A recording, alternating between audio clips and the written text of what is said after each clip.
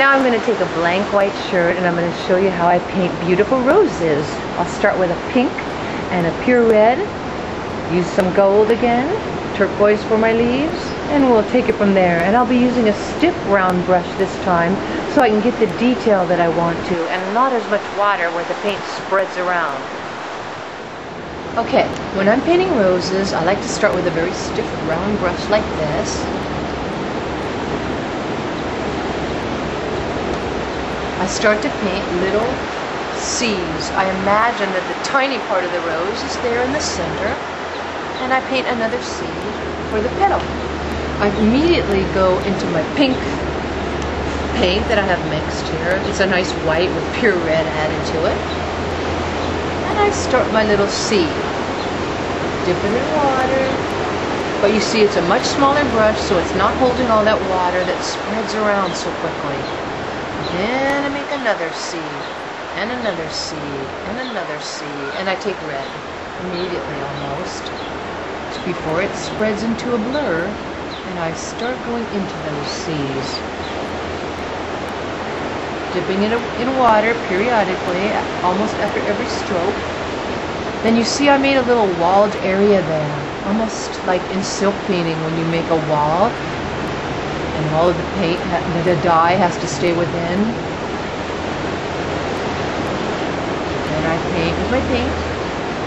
Put a little water. Put my dark color behind there, and it spreads in there nicely. Now, a little water. Put a little pink. Put my dark. Whoop, there's that beautiful. Sterling roses. Red. Now I'll start another flower. I'll come back into that and put the detail later. It's really on the run that you do this. And it's like watercolor. My teacher always said, watercolor is making the most of an emergency. But have faith. You try to leave some white area. That is the secret. So that it doesn't become one big blur. So you'll see I made the petal. Now a little bit of water there, some white, and my dark color. And that dark blue again. Bruise. Another rose before it gets serious there. And some white. And pink.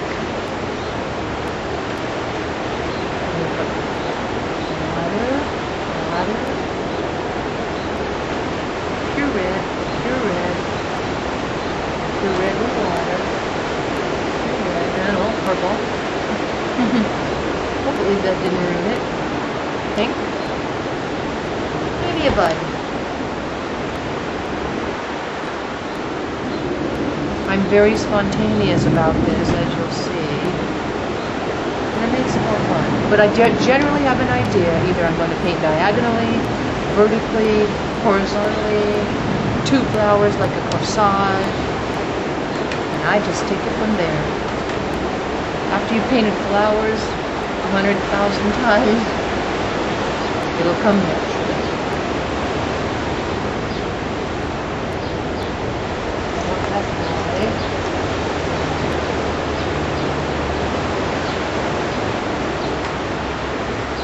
You start to see it appear.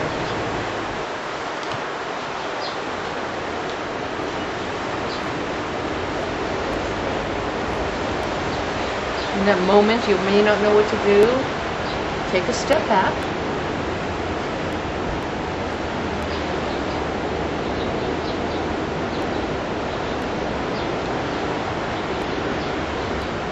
That's nice. Sometimes people say, but mine don't look like roses. And I say, it doesn't matter. You can be a camellia. You can be a dahlia later. It will be beautiful. It'll be soft, pastel, painterly. Oop, now that is a lot of red. Red I used to be afraid of. No wonder. No, it's okay.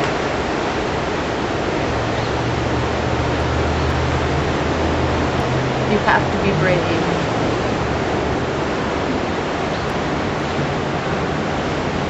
Try it.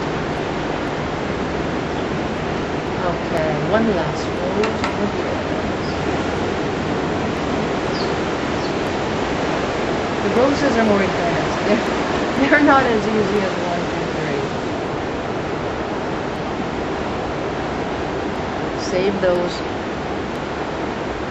for your second one.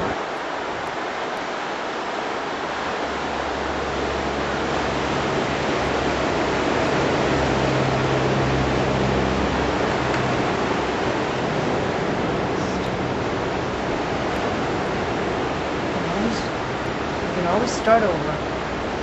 Now for some leaves. One. Again, water. 2, 3, bright turquoise. 1, beautiful. 2,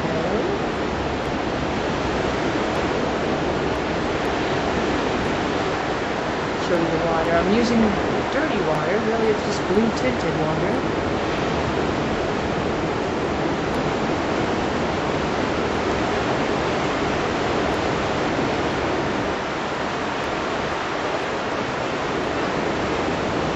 I wanted to make a long stem.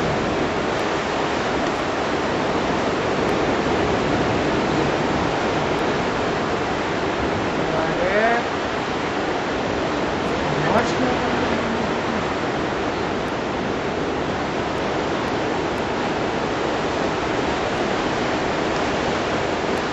Now some people will think that it's ugly.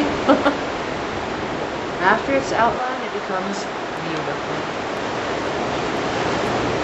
For those of us that have always been afraid to let it be, like me,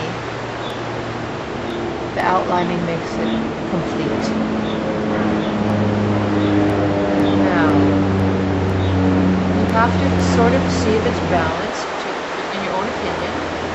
I like to give it one more leaf here and give it a base.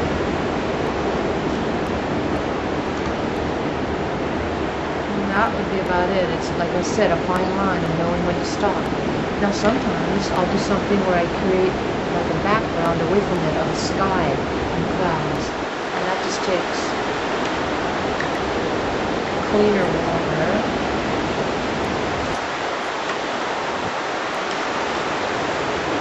This is a cleaner blue.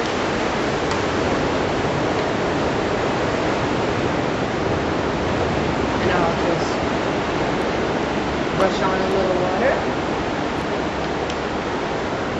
away from the other flowers so that I keep a white area so it stands out,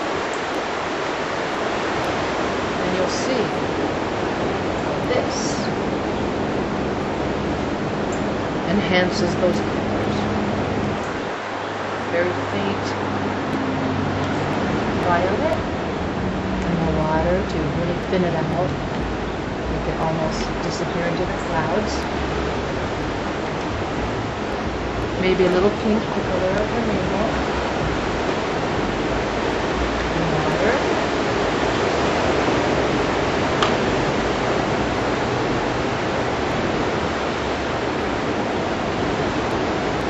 And that's about it. Touch of gold. Again, enhancing in the same areas that I already painted. Just to give it a little more motion and bring it alive. This time I used the same stiff brush, and you'll see how that looks.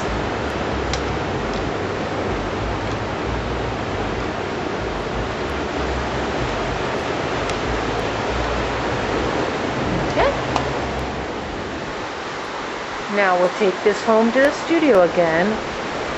After the air dries, I'll take it off this pillow, hang it on a hanger to completely dry, then I'll heat set it with a good hot iron, and then I'll outline it with a detailed ultrafine permanent marking pen.